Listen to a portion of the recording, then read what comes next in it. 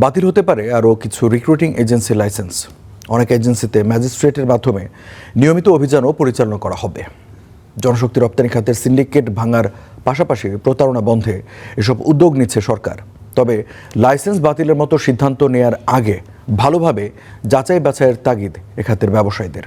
বিস্তারিত ইমতিয়াজ আহমেদের রিপোর্টে।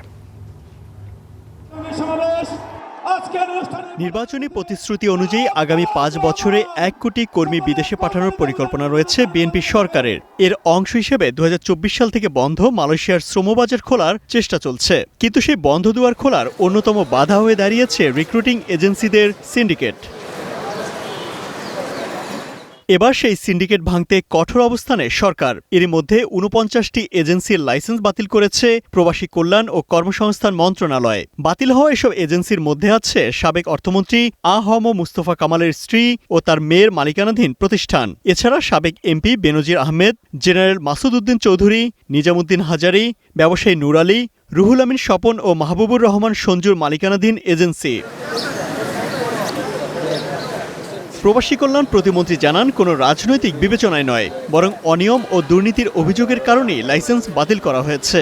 এই সেক্টরে কোনো সিন্ডিকেট হবে না, এটা স্বচ্ছতার সাথে কম ব্যয়ে আপনার যেন প্রবাসী যেতে পারে সেটি যেমন নিশ্চিত করা হচ্ছে।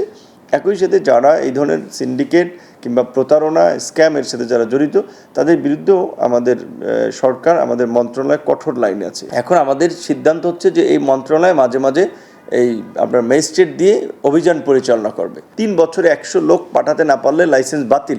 আমরা ওই প্রক্রিয়ায় যাচ্ছি, যার ফলে আমরা আশা করি যে লাইসেন্সের সংখ্যাটা কমে আসবে। কিন্তু এখানে ৪৯ জনকে সুনির্দিষ্ট অভিযোগের ভিত্তিতে আদালতে অভিযোগ গৃহীত হয়েছে, সেই কারণে তাদের লাইসেন্স বাতিল করা হয়েছে।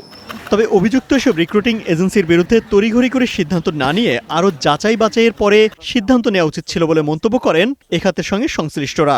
আমার মনে হয় এইটা কোর্টের উপরে ছেড়ে দেওয়া ভালো ছিল, কারণ আমরা ৫২ জনকে নির্দোষ পেয়েছি, তাদেরকে আমরা দায় মুক্তি দিয়েছি, এর জন্য ধন্যবাদ। তা একইভাবে মানে এই পদক্ষেপ নেওয়ার আগেও আরেকটু সতর্ক হওয়া দরকার ছিল। মালয়েশিয়ায় সিন্ডিকেট করে লোক পাঠিয়ে অতিরিক্ত অর্থ আত্মসাতের অভিযোগে ১০০টি রিক্রুটিং এজেন্সির বিরুদ্ধে পল্টন থানায় মামলা করে অপর আরেকটি agency. Imtiaz Ahmed, star news, Dhaka.